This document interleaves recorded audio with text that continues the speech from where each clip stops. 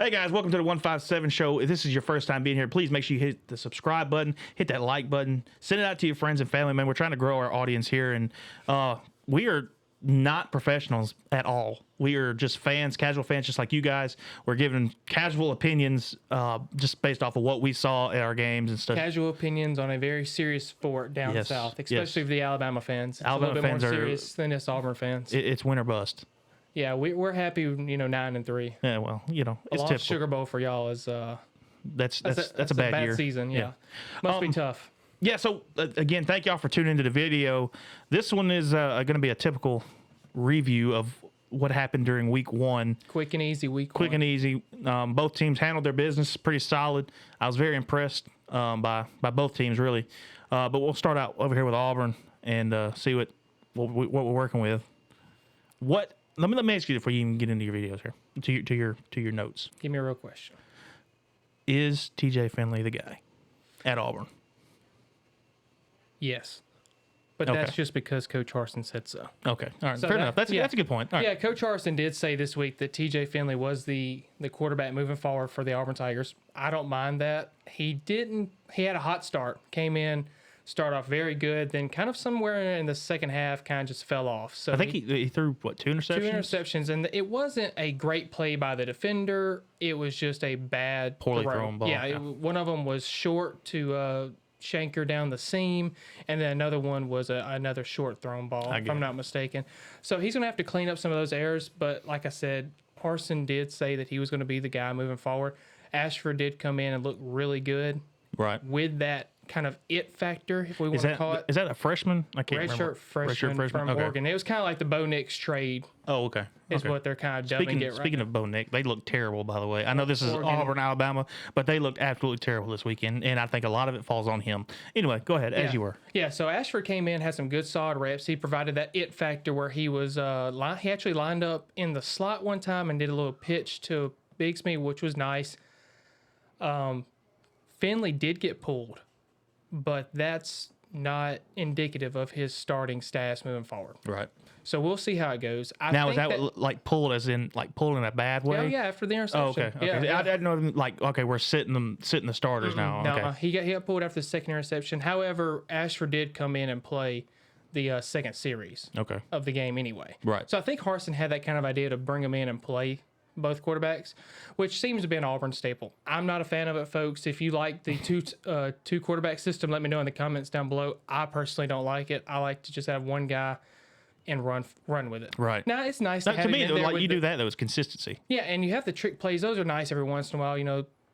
Little something crazy, but I don't want to do it every week. Right. So I'm hoping that one of these two guys steps forward and really makes a great stride and tries to produce good results on the field. Right. Now I think that it's Finley's job to lose, and I can see him losing it. Yeah. Yeah. I mean, unless he's taken major steps from last year, I mean, he may be all that Auburn technically has as far as experience-wise, but I mean that doesn't mean that he's not going to get. He couldn't lose his job to Ashford. Robbie Ashford. Yeah. So I mean, and you also got Calzada. Oh yeah, I forgot about Calzada. You're sitting in there with some backups that actually can play well. He does have some experience. He does have some experience, and he did beat Alabama. Ashford, this was his first collegiate appearance. Right. So that was pretty cool. I did see an article something about it was all he could ask for. Just what little bit he played, he appeared very grateful, and he showed up on the War Report, which y'all guys should check out that channel. Pretty cool. It's a little Auburn. Okay. I think I didn't first time you told me about this. Yeah, they're pretty cool. Cool. Yeah. Anyway, Mike G and some other dudes. Anyway, that's irrelevant. So overall, the game was good. I liked it. I think the bread and butter of this team is going to be ground and pound. Mm-hmm. I think they're going to really have to rely on Tank Bigsby and Jarquez Hunter moving forward, and that's fine. I'm okay with TJ Finley being a game manager. Yeah. And just kind of taking what the defense gives him, and making nice plays. You got your two starters. They're stars back there, and until somebody as a wide receiver breaks out and becomes something, it's going to be them too. Johnson did have a good game. He established himself sort of as the deep threat, and then Cedric Jackson also kind of balled out. So they both had decent games as well. To be fair, it is still week 1, or it was week 1. Yeah, and that's kind of leading to my next point here. Is it's week 1, the sample size is small. However, this team is going to need to rely on the run, which will let them control the clock and let the defense rest before they feast. Defense is going to be the focal point of this team. It's going to be the team, the main part of the team. The defense is going to kind of carry the team with the run game on until the offense at least gets to click in and stuff like that. I got you. I got you. And that's kind of it for my, I mean, it sweet. It was Mercer. Yeah, it was Mercer. I mean, typical SEC versus. They balled out. I enjoyed it. It was a good game. Yep. Had some difficulties watching it. If anyone else had any difficulties, also let me know in the comments section below. Well, ESPN Plus was like acting up. I had to put up on the iPad. It was a disaster. Running through hoops just to get. Yeah, just to watch Mercer. Yeah, that's crazy. But that's what you do for Auburn football. War Eagle. Yeah. Okay, so let's talk about Alabama. Let's talk a little bit about Alabama. Yeah. All right, I'm going to start with the bad. There's a couple bad things that I saw, even though we won. Let's stop. Hold on. Bad. No, this could be bad. 55 to nothing. But there's still. I mean, like Coach Saban, you always want to critique. You're never satisfied. Yeah. Okay. Just saying. I'm not grateful. I don't want to say I'm not grateful because I am.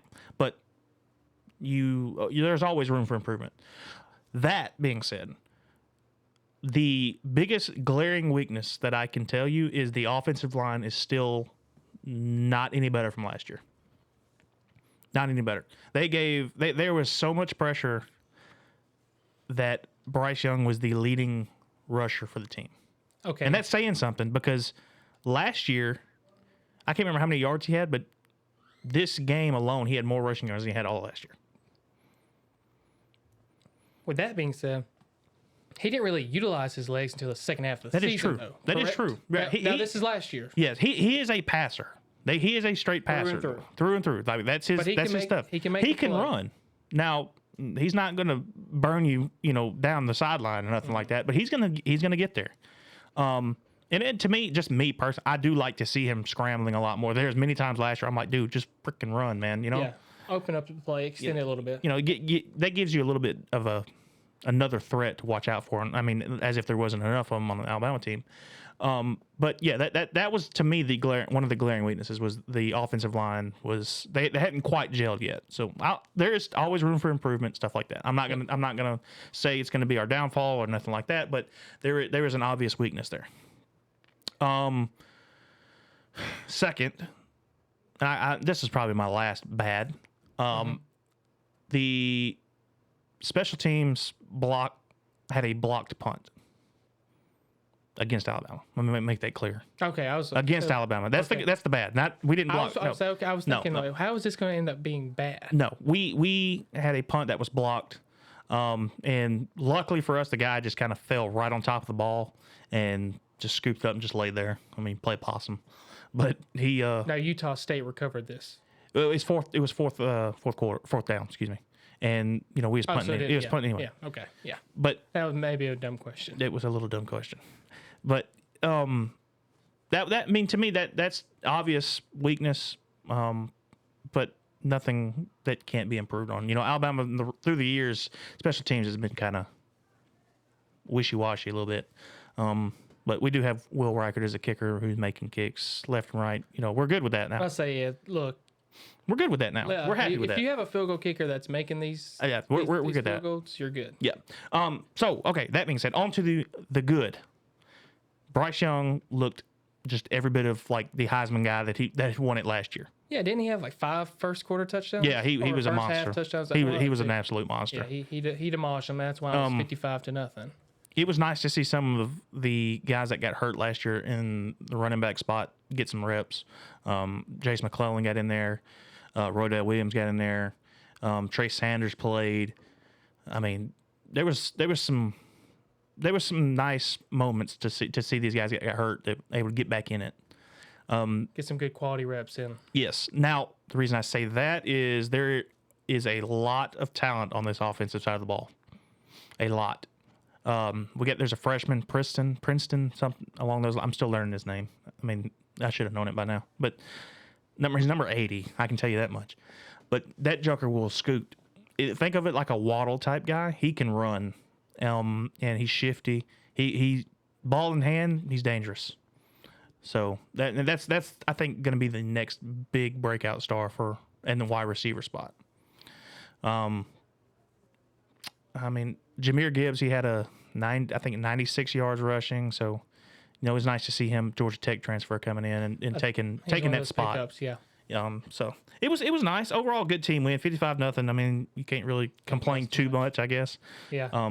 But there's always room for improvement. I listed a couple things there, so I think we'll be okay. Going into this Texas game, we'll have to correct some of those mistakes, but overall, good team win, I think. Solid win by both teams. I can't complain too much. Can't complain after week one. If you can complain, let us know below. Yeah, if you got something to say, something I didn't see or he didn't see, let us know in the comments, man. We're always open up for a discussion and see what maybe something that we missed or something like that. But I appreciate you guys for watching the video. As always, we're working on some other stuff. Again, I say this for like the last 6 months, I think, but we're working on other stuff. We're going to be going some virtual stuff before long. This little bar right here will probably be moved, and it's just temporarily retired. We're going to try unlike the show. No, the show's going to keep going, but we're gonna try to go virtual a little bit so we can get things out in a hurry instead of waiting week to week to week. We'll figure it out. We'll get it going. I know it's slow, guys, and I'm sorry, but we both work. This ain't our full-time thing, and we're just fans. I will say this though: the best way to keep up to date is to hit the subscribe button and the notification bell. Do that. Yeah. Do that. I like the way you rolled that in there. Yeah, see? Look at that natural, baby. Getting there. Season 2. You're coming along. You're coming around. Up. All right. Again, thank you guys for tuning in, and we'll see you guys for the next one. Roll Tide. War Eagle.